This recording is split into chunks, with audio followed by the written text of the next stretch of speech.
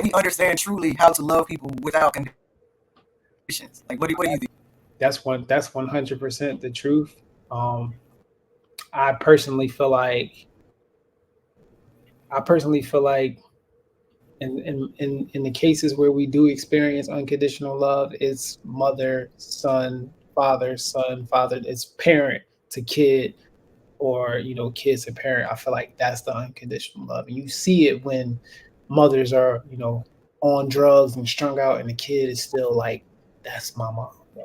It hurts me to see Yeah, my mom. Yeah, but that's still my mom. I still love her. And they can't really explain it. You know what I'm saying? They can't really wrap their minds around why they keep enabling this parent, or enabling this kid, or whatever the case may be, why they keep going to bat for this kid. And that's the unconditional love. Regardless of what my kid is, it's still my kid, and I'm still gonna love them the same exact way.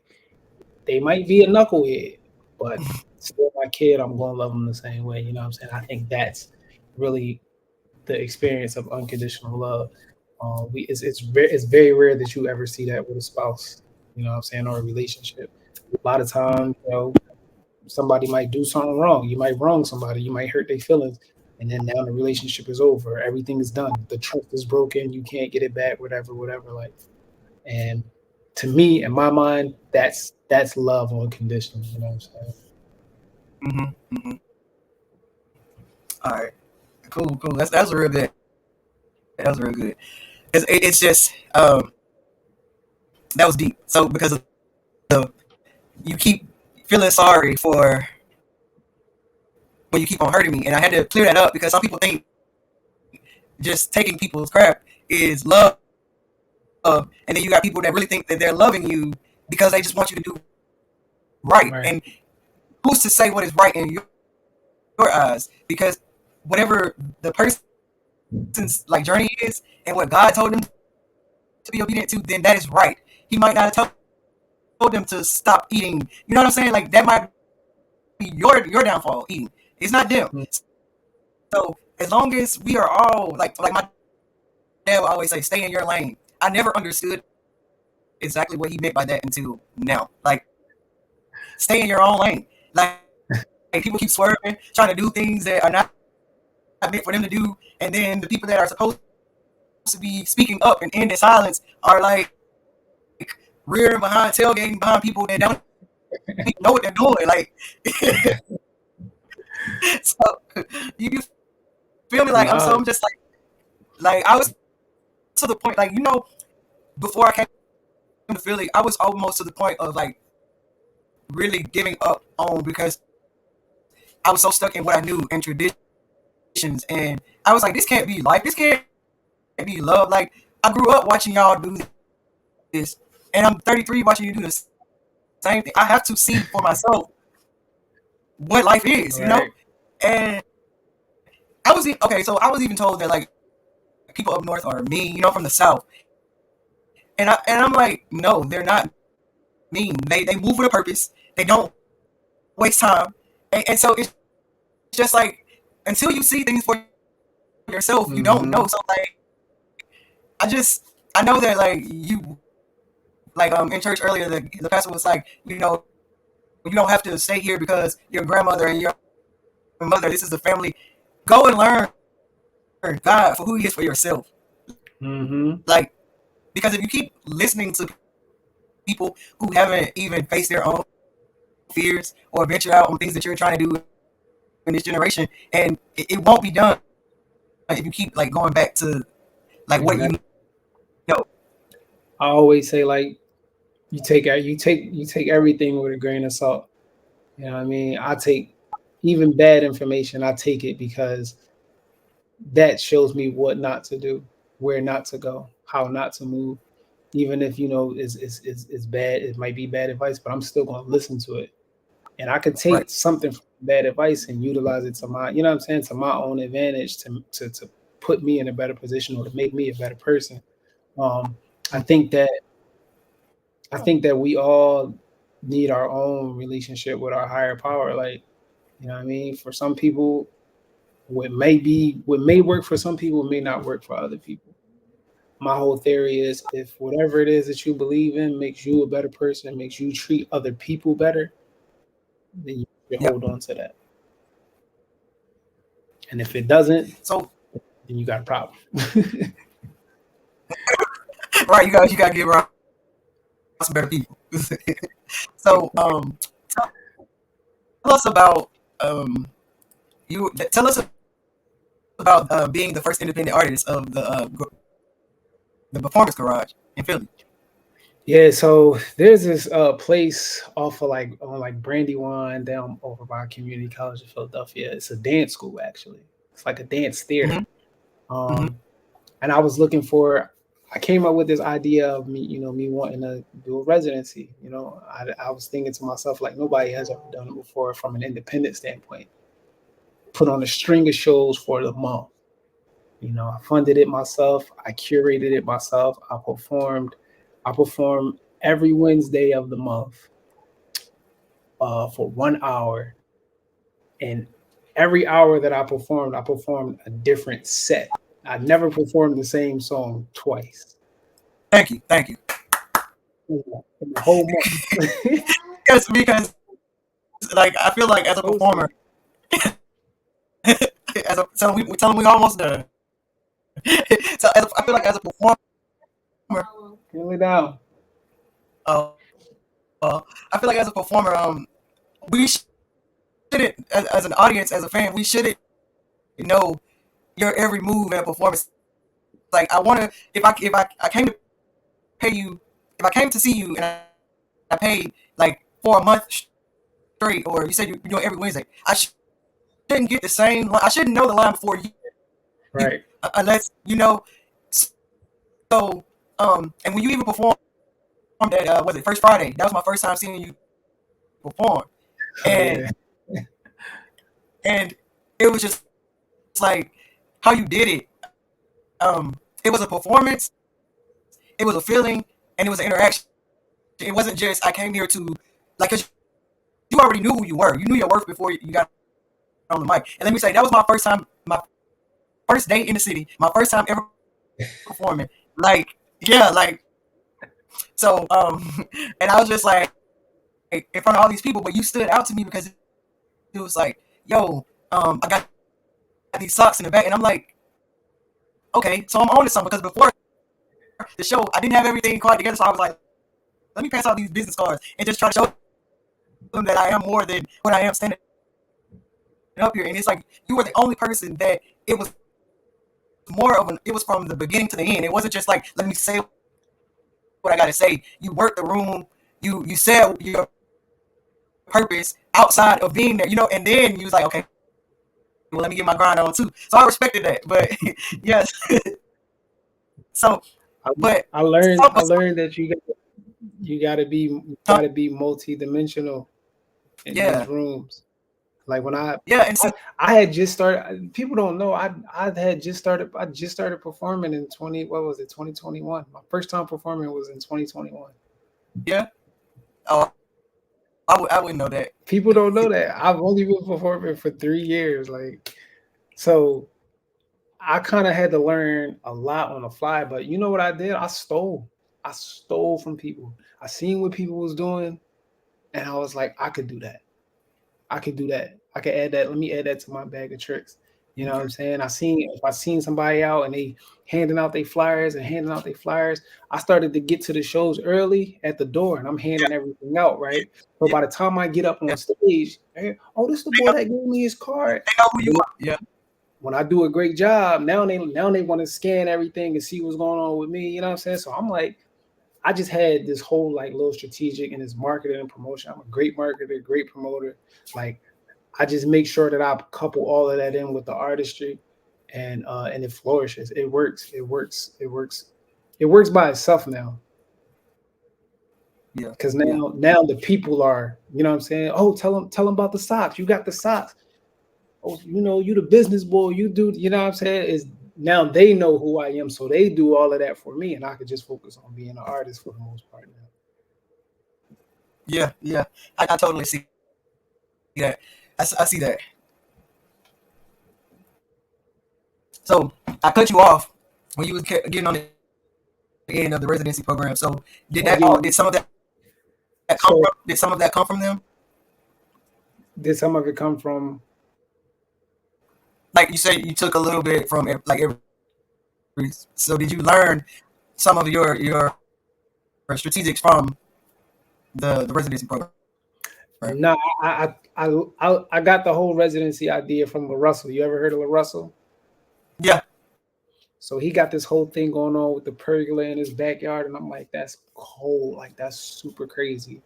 And it had me like, I wish I had a big backyard to build a stage in and just invite people over. And I'm just, but then I started thinking, like, I don't have that. What do I have though? I can go Okay. and rent out a venue for a month and do my show. You know what I'm saying? So that's where I got the idea from. But I just rolled everything into that. I had VIP packages for people, if you purchase a VIP ticket, which was $100, you get tickets for every show, every night. Every Okay. night is a different vibe. You get a t-shirt, you get a lanyard.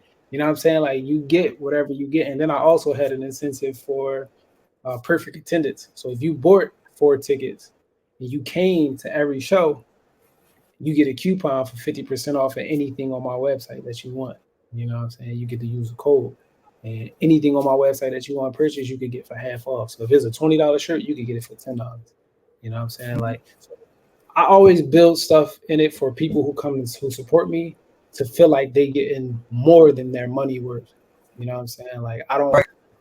I don't super sell none of my stuff. Like all my stuff is relatively cheap. Like I'm not hitting people over there. I ain't out here making $80 sweatshirts that it only costs me, you know, $20 to $25 to make. Like I'm I'm glad, not doing that. I'm glad you said that. I'm glad you said that. 'Cause I've been doing the branding thing for only a year, and it's just like, are we coming like as the people? Are we here to build, or are we here to stunt? Or because like I don't want to stunt my growth. See, did you get that? So you can stunt your growth by trying not to build with people who you think less of. Like I know that, like you said, it's multi-dimensional. I don't need to charge $80, $60 for a T-shirt because that's not the only thing we have going. Exactly. Exactly. And if I'm putting all my funds into one, like if I'm selling you a $60, $80 shirt, that means I have to put time and effort, and not saying that I don't put time and effort into a $10, $20 shirt, but I have to give you like complete value. So I feel like we're not understanding as branders and like artists sometimes. It's not about always making like ends meet. We didn't get in this to just take care of ourselves. We're trying to take care of everyone and bring the culture together. So what does an $80 shirt do for you if what does it do for you? I mean, Nothing. And then look, and then half the people that you buy these $80 t-shirts and $50 t-shirts and $80 hoodies from, the quality ain't even good. it's not, and then they don't even know how to make it. They didn't even make it. Quality ain't even good. But ultimately they weed themselves out though, because if it's one thing I learned from being in the street is um, you know, I focus more on that quick flip than I am getting all my money. So I would much rather finish off what I'm working on in 3 days as opposed to get all my money in 7. Okay. And I short Okay. myself for the 3 days because it's going to take me another 3 days to double what I did the first day, and you still going to be working on your first batch, trying to get all your money on the 7th day. So I'm gonna Okay. have doubled your money, and the money that you made in 7 days, I'm gonna double it in 6, just based on me shorting my stuff. So I'm gonna be fine. I'm gonna be good. You know what I mean? And Okay. on top of that, I'm building strong relationships with people. If me and you selling the same thing, you got t-shirts, I got t-shirts. My t-shirts is $20, your t-shirts is 45. They gonna come parlay with me. You know what I'm saying? They Right. gonna All come. my T-shirts gonna be gonna All my be joints gonna sold be out, sold. and I'm gonna be still. You see what I'm saying? I'm gonna be sold out, and you're gonna be over there with a whole bunch of t-shirts, bam, and then I'm gonna be done. And then they're gonna start coming to you. But by the time you get halfway done, before you get halfway done, I'm gonna been done had a whole bunch more t-shirts. So now they coming back to me again. You know what I mean? So Mhm. that's just something that I learned from just being in the street for real, for real. Yeah. Okay. Okay. Well, I want one more question I had to ask. Let me see. I want to say, oh yeah, about the Eminem. So we all know how Eminem's mind frame is when you got the beat from him. Were you in the mind frame of the track, or was it just like you just had to do that beat? Like, what was it that made you want to do the song on the Eminem track? Is this Dear Diary? Yes. It was the pen, the writing in the back, the sketching in the back of the beat. Okay. If you listen And to the you beat, brought it out more. You brought it out more in the it's yeah. it's a pen that's sketching in the back of the beat. You can hear it writing. And Eminem is my favorite rapper, by the way. But Okay. that part of the beat is what made me tap into like I need to write to this, and when I write to it, it strictly needs to be me saying, "Dear Diary, this is my most vulnerable moment right here. Let me lay this out," and it just worked. And for some odd reason, that's my most streamed song like ever. Yeah, I think it was like the second song on Spotify that played last night. And, Yeah. and I said, oh no, he didn't. And then I said, oh yes, he did. I could believe it Man, because people of what love you that opened up with song. that open mic. They love that song, and it's so crazy to me that they love it so much because it's so dark. It's just Yeah, so dark. Like it put but you that's know, you listen people love to it. dark. If People they've love dark, but see, it's the thing about it is if you can reach someone in their darkest moments and you are shining like a light, then they have hope. Like yeah, I might not always I might not always be in the best mind but when I get to my podcast and I'm talking to people on a positive note, it brings light to like anything I'm going through because like I mhm. can't like if I'm trying to change and be more positive who I am, I have to bring that every day, every week, every moment. So it's like it helps. And sometimes just to hear like 'cause some people try to hide the dark moments like it's not there. But when you say you open up like being that vulnerable, it shows people, okay, well, some kind of way he found his way through the light. I don't know if that makes sense, but yeah, No, that makes like perfect so, sense. I think because I say it to myself, like what I put it in one of my raps. Like I went from rich to being broke. Um, so I don't even remember my raps, but I say something like that. Like I went from rich to being broke. I'm a symbol of hope. Like you know what I'm saying? Like basically just saying like I've been through so much, and to come out to come out to be the type of person that I am now and where I am now. I do kind of see myself as being like a symbol of hope or a beacon of hope for people to know like I can do that too. Like what I said was from college degrees to selling coke, rich to being broke. I'm a symbol of hope. yeah, That's the line. So I yeah, went from selling drugs to definitely. getting a college degree. I went from having a boatload of money to not having any money. So to me, it's like if I could do that and then end up where I'm at today, it's Anybody hope. can. Yeah, You know yeah, what I'm it's hope. saying? Yeah, it's like hope is tomorrow. Hope is for tomorrow, and faith is for now. So Yeah, yeah, like yeah, that's dope. I like that. I like that. yeah, if I hear it in a That's song, if I hear it in a yeah. song, I know. I give you right. I give you right on credit. Nah, that's That hard. was good though. But I appreciate you coming on here though. Like it's been a real good time talking to you. I ain't gonna hold you too much longer. We don't usually go over an hour or so, but we had a lot of good time in. And I'm gonna let you get back to father duties. But if there's anything you'd like to tell them before you get out there, you got the stage. So. Listen, if you got more questions, we can rock. Father duty is over. They in bed. You know what I mean? They gonna get up. They gonna get up. They trying to test you. They gonna test your hand. But they done. Father duty was over at 8 o'clock tonight. You know what I'm saying? We can break out. We can break out the adult activities now. Not that I got any adult activities. You know what I'm saying? Saying that I got any. Yeah, I ain't got none, but in any event. But Okay, so if you on the day to day, like tell us what your day consists of. without father duties or with father duties? Day to day, gotta be father duties. You know, that's what keep me sharp. Cause I don't only live for me.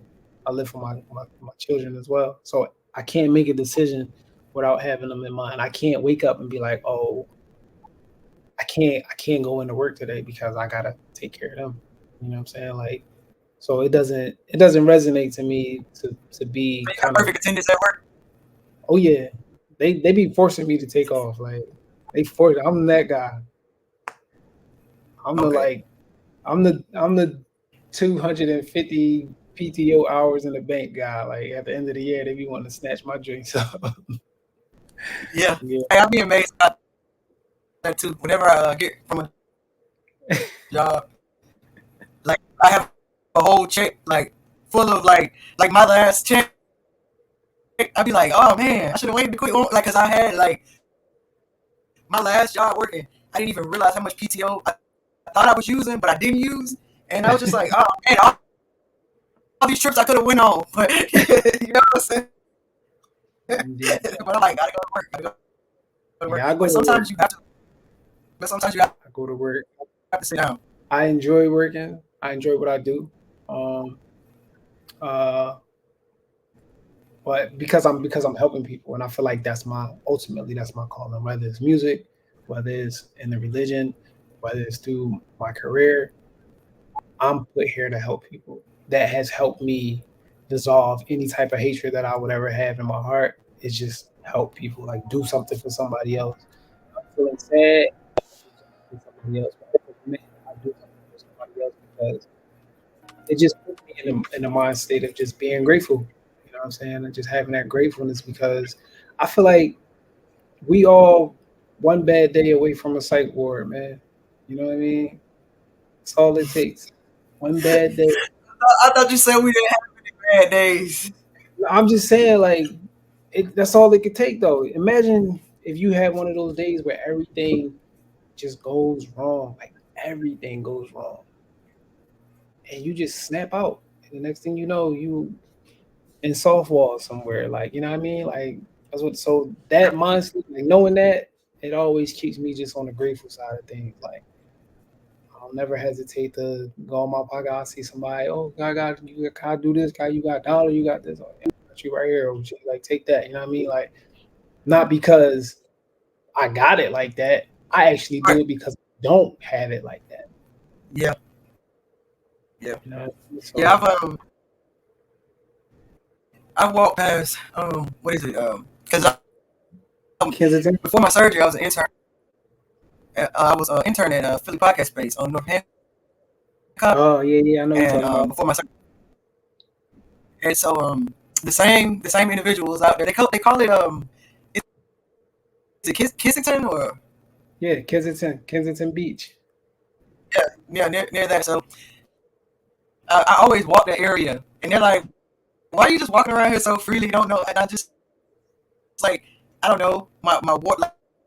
Like they know I'm coming. My water, my lunch. Like I'm eating out my lunch. Like but here I got a sandwich for you. Or and then like one of the ladies was like she was like why do you keep doing this or like or something like that. And I was just like it's just me. Like I said you'll get used to me. You'll know that it's me walking by. So it's been a few days and I've been like I know they're wondering where am I, but but it's Where the lady, because yeah I'm lady with the yeah sandwiches at? huh, They like, where the lady with the sandwiches? right with the Wendy's and the cold water. Like it's about to be winter. I gotta go around with some Nah, blankets or something. But it's just like when I do my philanthropy stuff, I go down there. You know, give out meals, food, clothes, anything. You'll see, like usually we really get active in the wintertime and go down there and try to take care of the people. I used to okay, okay. work in drug and alcohol. I had a job in drug and alcohol, so them my people too. You know what I mean? Like I don't look at them no different than I look at anybody else. You know what I'm saying? We definitely So gotta get on that. See my dad, well he had cirrhosis of the liver, but COVID killed him. But yeah, he had a drinking problem. So it's like I stopped drinking beer a couple of years ago, just because beer is an easy thing to drink every day. Mm-hmm. And it's like I started doing more as I understood more why people get that way, if that makes sense. Because I used to always like see veterans, like I was in the Air Force, but I didn't understand how is it that a veteran could be on the side of the road, whereas where the family, where you know what I'm saying, you can have all of these things, Mm-hmm. but like that it goes back to that unconditional love when a person's at their lowest and all they need is that hand to bring them up, not bring them down. You, it's people like us that get out there and like give them hope.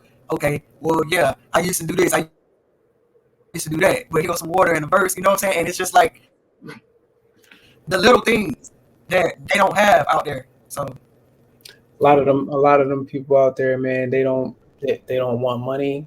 Sometimes they don't even want food. They just yeah, want company. They want you to just yeah, have a conversation with them like they're a regular person. They don't want you to turn your nose you up know, at them, look at them any weird type of way, or tell them that they stink or get out your face. They just want to, hey, how you doing? What's your name? They want you to just treat them regular, and that right there sometimes makes them feel like everything is gonna be all right. yeah, you're definitely right. There's a guy I can't think of his name, but I bet he knows mine. But like I would get out of work every day coming from the studio. He's like, "Hey, how's your day? You got out water? What did you eat today?" And I'm just like, he didn't want the water because he needed the water. He wanted the water because he knew that was the way of him starting a conversation with me. Like Mm-hmm. he knew if he asked for some water, then I stop and talk to him and stuff like that. So it's like it became. And then when other people would be like, "Oh, you got this," he's like, "No, no, she just here for the water. Like she don't have a dollar. She don't have."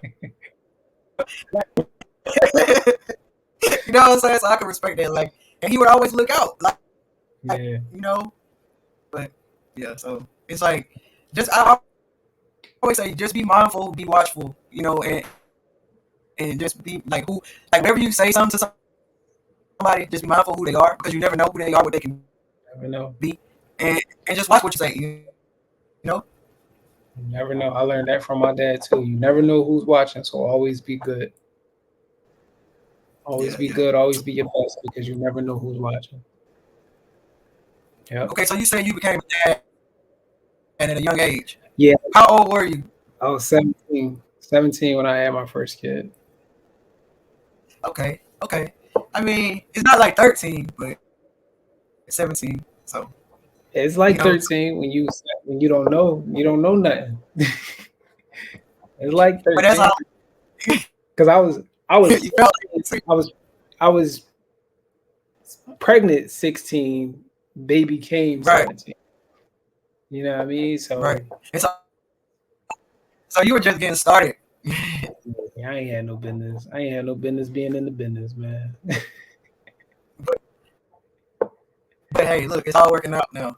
No. We good. We all right. You know, a few bumps in the road, you know, afterwards, but yeah, we straight. Before we get out of here, you want to get people a poem, open mic? Like, you want to do anything, spit anything? No, It's up to really. you. I was just asking. I was just asking. Hey, but Nah, hey, if you want to hear his music, you can go. You can look on the screen, meetspady.com, yeah, and then right all the there. links. You click right on them. Or Spotify, YouTube, and you can fly to Philly or walk or drive, however you see. He's Listen, whatever, performing pretty much. whatever. Do you have an upcoming performance? You said, do I got an upcoming performance? Yeah, yeah. I didn't ask you that earlier, but do you have anything Yeah, upcoming? yeah, Like as yeah. far So as I actually just got booked to do Moody's Playhouse with Chill Moody at the City Winery for November 2nd. So I'm actually okay, gonna start promoting that pretty soon. Um, Another thing that I didn't touch on too was that I am the only independent artist to from Philadelphia, fully independent artist to ever chart on billboards. I charted on billboards twice. yes, and I don't know why. Yeah, I don't know why So I left that. I had saw that. that was on my mind before you even, like right before the show. I was just like, and as humble as he is, you got local people in Philly, like, oh yeah, do you know how many views I got? And I'm like, why do views matter if you have an impact on anybody? Like, where's your charisma? Like, you see what I'm saying? Like, Man, so I get yeah, I don't. 500 I get 500 views and I'd be happy, to be honest with you. So, and I think one of my most viewed videos is at like probably like 13, 14K, and I'd be ecstatic about it. You know what I mean? But like I said, man, that the view stuff don't really get to me like that. I'll be very, very appreciative when it's 100 people, when it's 300 people. Like that makes me Yeah, happy for real. I don't really be caring about like, oh, I ain't go viral. Would I like a viral post? Yes, because I feel like more people need to understand and hear what I'm saying. You know what I'm saying? Understand what I'm talking about. yeah. Not only that, but they need to dive more into the creative side of me as an artist too. Like my creativity is, I feel like, is unmatched. Like I feel like what I be doing from a creative standpoint, people don't really, they don't jump into it at all. I was at the library the other day talking about, I want to quit, I want to give up, and the tech, she was like, you know, um, how long? She's like, you know how long Moses was on his journey? She was like, you haven't met the right people yet, and I was like, you know what? And then like Mm-hmm. this is one of the best interviews I've had because you weren't focused on what it is that you made and done. You were so purposed on what your impact is, what your character, who you are becoming. You know what I'm saying? So Right. like that's why a lot of the questions I asked you before, like when we were getting to know each other, I asked those questions specifically because some people back down because they don't want to talk about the good and the bad. They just want to talk about how many views, what. And this is no offense to anybody. It's just like I like real live conversations because Mm-hmm. I started on podcast because I got tired of having meaningless conversations with people that weren't going anywhere. And in order to change, like physically, my life, I had to change the type of conversations, change the type of views that I had, and like with my real eyesight. So it's like on the porch podcast has nothing to do with being on the porch. It is seeing myself from a view that, like, it's seeing myself from a view and a standpoint that nobody else sees. Like I see everything, and like you said, speak in silence. That's why it stood out to me because I speak up a lot, but sometimes it's just like be still, like be quiet, like because you're talking to the wrong people or you're saying it at the wrong time. Mm-hmm. And and so I had to learn that. You know what I'm saying? Like you cannot force people to get your message because it just might not be for them. And if you try to force yourself into like an agenda or a type of environment, it won't go right if it's not your purpose. Right. I think a lot of artists don't understand that one of the key components in being an artist is that people gotta like you. It's Right. never it's never And they really don't. about it's never really about the music. People gotta like you. They need to like you as a person. It needs to be something about you that makes them say, You know what I mean? Like whether it be, I know, not to kind of toot my own horn, but I'm not the ugliest guy in the world. I know a lot of women like how I look. So that works for me. But what really does it is when they actually engage in a conversation with me and they see that part of it. It's like, damn, like I had you pegged completely differently. You a Philly dude, you got a beard, you look a certain way, but when I talk to you, you don't feel how you look. I hear that a lot. You know what I mean? So Mm, I think that one of the key components in being an artist is understanding that people have to like you as a person. It's never going to be about your music. They'll listen to your music if they like you. If people don't like you as a but they gotta person, see. Yeah, they gotta see you and understand you first. So mm, it's like if you're making one type of music and then they see you in person and you're complete opposite, how does that go for you as an artists, not necessarily you, but and in and general. and like even in situations like you might listen to an artist, right? You might listen to an artist and like them, and then do business with them, and their business is the business side of it is just trash. You know what Okay, I'm saying? They just don't do good business, and you can no longer hear them the same way now. You see what I'm saying? Because you don't I get you. like their principles, you don't like their morals. So now I don't even want to listen to your music because I don't hear you the same way. You know what I'm saying? Like, so it's important to me that my character speaks through my music, and then my music speaks about my character, even the flawed parts of it. You know what I'm saying? So yeah. You said a lot. You said a lot because with me doing podcasts and like creating content and just meeting people, I found that like when I meet certain people from online, and I meet them in real life, and it's just like it's a complete turnoff because it's like you're not the person you said you were. Like, um, yeah, great job. It's like clickbait almost Yeah, because like yeah. like I'm over here trying to be all that I can be and who I said that I was, and being surrounded by clickbait potential. Like, what does that leave me? Hmm. Because they always say birds of a feather flock together. But with me trying to always be light and dark, sometimes it's hard for me because that's when the discernment comes in, and I'm Hmm. just like, okay, maybe if I, like that goes back to what you said, trying to make amends. It's not always our place to make amends. Sometimes we have that sign to just let go, and but we're still trying to I used to still try to like see people for who they could be and not for Hmm. who they showed me. Hmm. That, but So you stuck on you clinging on to their potential, and I know it's good in everybody and all of that. And as true as that may be, they may not just be in a season of good, and where they at now is not going to be beneficial to you, or it's not going to allow you to be beneficial to them. So it's best that you just release them. You can still love them, you just got to release them. yeah, that's like loving people from a distance, huh?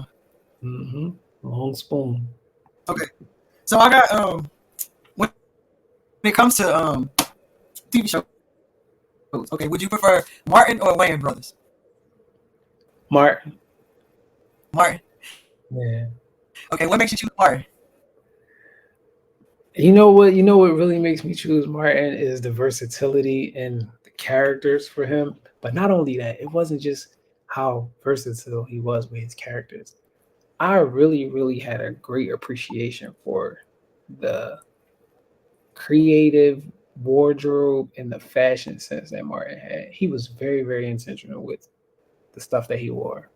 And I don't think that his show gets a lot of credit for that. He did a lot of like HBCU stuff, like making Jordans popular, like he did a lot of that, and he Mhm. didn't really get a lot of credit for that. He never was on some like hoodlum stuff, like looking like shaggy pants hanging off his behind and stuff like that. He looked nice, like what I mean. He looked respectable all the time.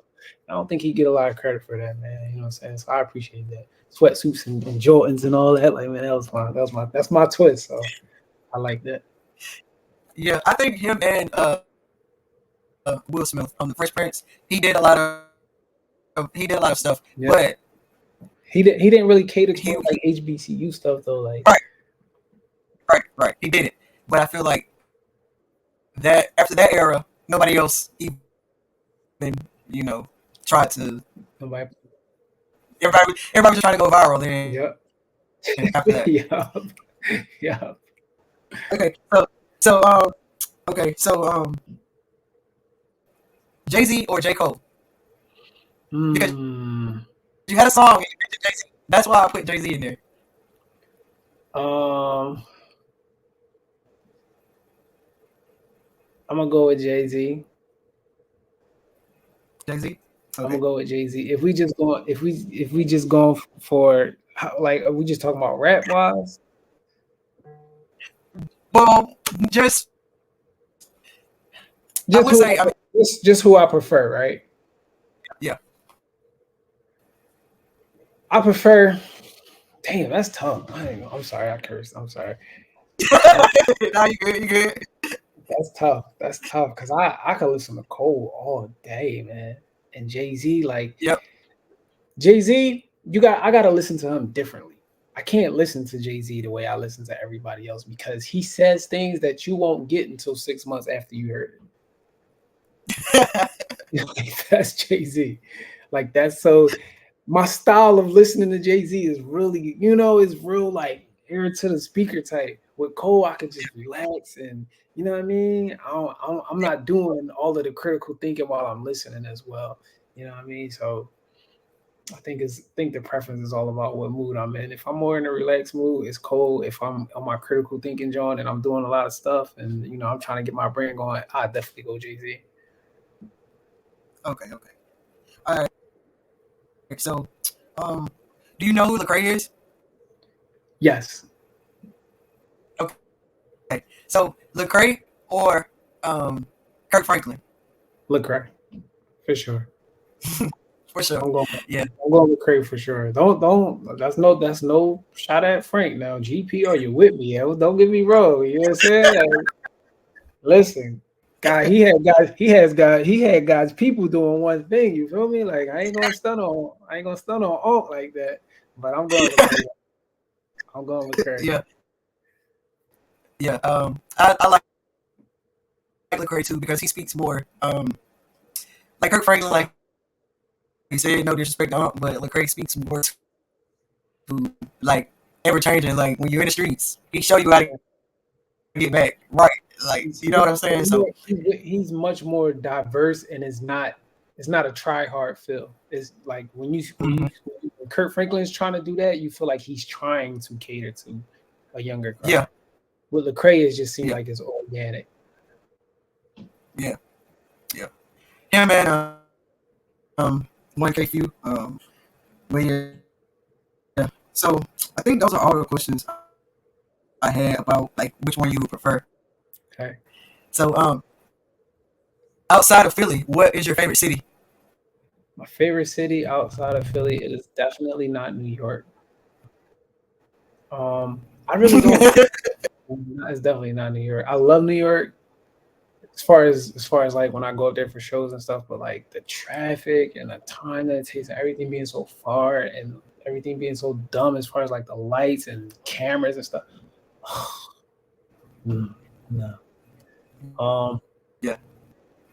I really don't travel a lot though. Like I don't really go a lot of places. I would probably say the best city that I've been to, ironically, is like Kentucky. Like I was born in Kentucky.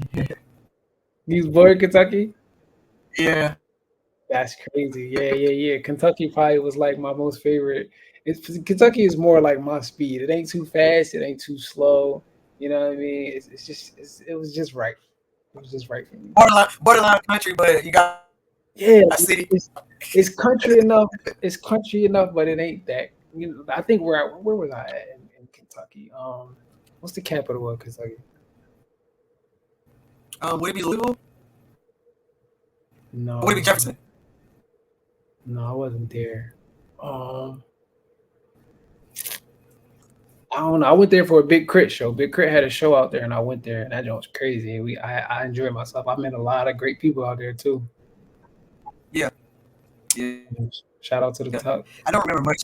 I was a child. Shout out to who? Shout out to the Tuck. That's what I call Kentucky, the Tuck. The Tuck. Yeah, I'm gonna have to use that. I never heard that one before. The Tuck. Tuck. But yeah. So we're gonna get ready to get out of here. So but yeah.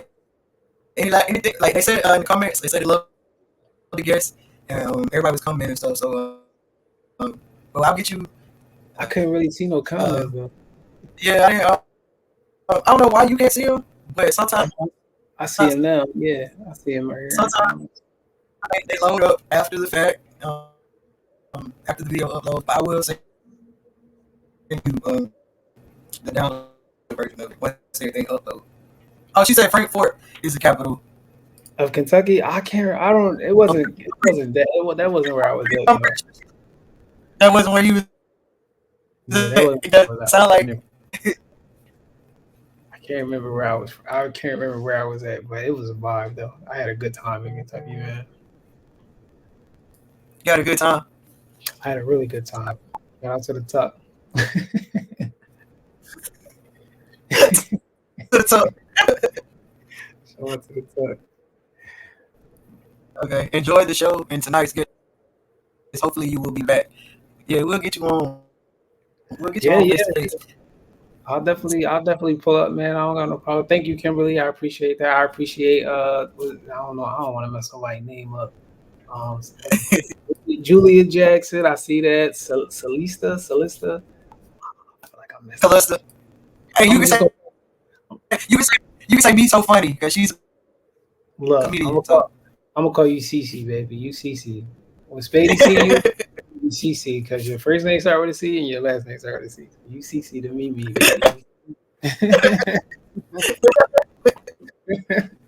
I bet she. But man, we gonna get ready to get out of here. I really appreciate you. This was a really great interview. Thank you for having me on. Yeah, no problem, man. You hit me up. He hit me up. He was like, "I owe you an interview," and I was like, "You know what? I do. I owe you."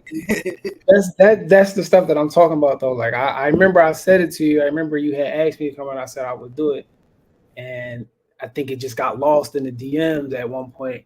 So I was going. My DMs be going crazy. So I finally got to a point where I read all my DMs. I was so proud of myself too. I finally got to that point where I read it and I saw your DM and I just wanted to make sure I hit you back. Like, yeah, remember I owe you an interview, so I ain't forget you for sure. Yeah, I really appreciate that though, because it was a real great.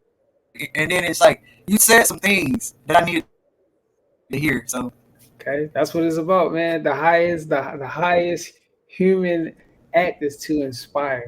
You know what I'm saying? So I hope I was able to inspire you or inspire some of the ladies and gentlemen in the comments. And my name is Meek Spady on Instagram. I'm very, very active on Instagram. I follow back, you know what I'm saying? So make sure y'all follow me. Make sure y'all subscribe to my YouTube, whatever the case may be.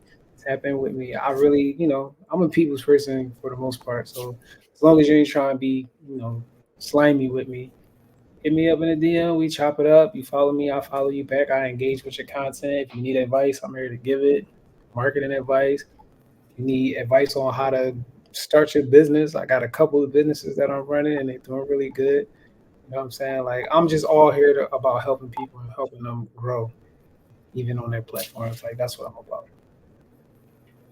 Man, they said this was perfect timing for the interview. They enjoy you. Yeah, we definitely gotta have you back on and talk about some business stuff because I'm rebranding at the moment. Like, it's hard. I won't say it's hard, but it's challenging when you're from one state and then you get in another state and different laws apply. So I'm just learning being patient in this season, and like you said, be still, because you can't rush perfection, and we're not trying to reach perfection. We're just trying to reach progression. Listen, I hope I said that right. this was I guarantee you that whatever brick wall it is that you have encountered from that standpoint of rebranding, this right here was alignment. This was supposed to happen so that I can assist you with that. So make sure you tap in with me about that situation. I guarantee you that I can help you out with it. Yeah, that's 100. And you use the word alignment. It goes well with.